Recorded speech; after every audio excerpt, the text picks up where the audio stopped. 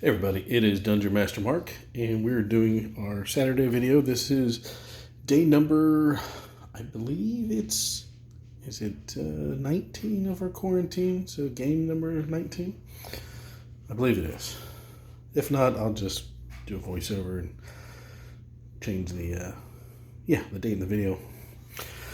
Anyway, so in our last adventure, the party found the kind of the slavers' headquarters, if you will, where the evil cultists were helping the slavers get slaves, mostly human, but sometimes of other nationalities, things like that. Or I shouldn't say nationalities, I guess I should say species and races.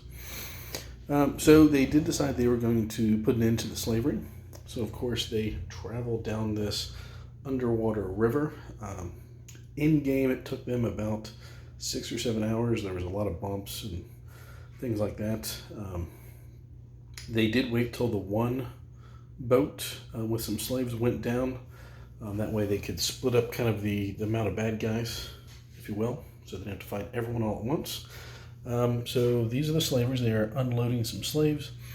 They've already put some of them on the boat over here. And of course, this is the main pirate vessel where they're unloading goods to take back into the bottom level of Undermountain. So the party is basically going to, their little boat's going to be coming through underneath here.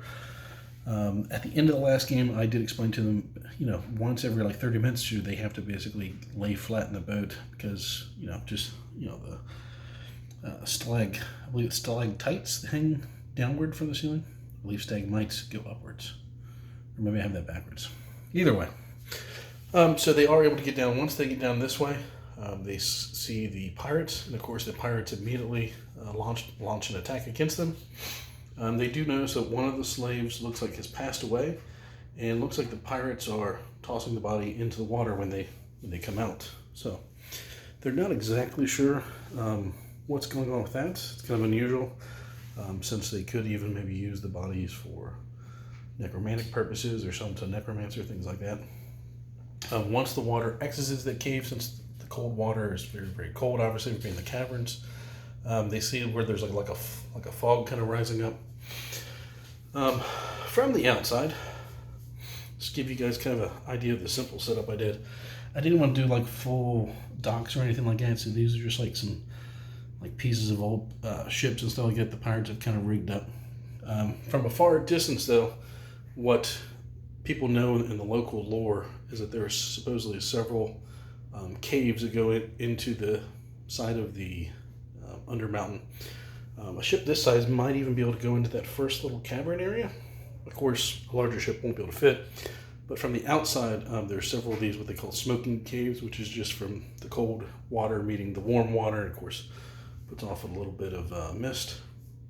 Of course, if anyone falls in the water, there is a chance of a shark attack. And what they realize once they come out this way to board the other little small ship that's out there is that the reason they were throwing the bodies in there is because of some sea trolls. It looks like there is a sea troll that makes its lair somewhere in the water right in this area. So any deceased slaves, they throw them there to occupy him so that it doesn't attack or anything of that nature. So, like I said, depending on what they're going to do, they may be able to negotiate with the pirates, perhaps. The slavers obviously are pretty shady, so they don't really want anything to do with the party. They also don't want to be busted by the local people for, selling people into slavery. But, like I said, it should be a fairly interesting... It's not going to be a super long quest today. We've got a lot of things planned for this weekend. Some stuff we want to get done, but I figured this session, between the combat there, maybe a combat with a sea troll, maybe an optional underwater fight with some sharks, and then maybe possibly 1 or 2 ship combats at most. I figured on the high side, maybe 3 hours of adventuring, maybe not even then. So, but yeah, just figured I'd give you guys a quick peek. Like I said, that's not even one mountain set, and just a little bit of cavern set. So, like I said, I believe this is game at from War Torn Zone. Or maybe it's War Zone. I believe it's a Russian company that makes vinyl flip mats. Very, very nice material. In case you guys ever, if I remember, I'll try to put a link down below as well. I believe they have an Etsy store. But yeah, thanks for watching, everyone. I'll go ahead and get this video uploaded, and I'll try to get it out as quick as I can today. Thanks for watching. Bye-bye.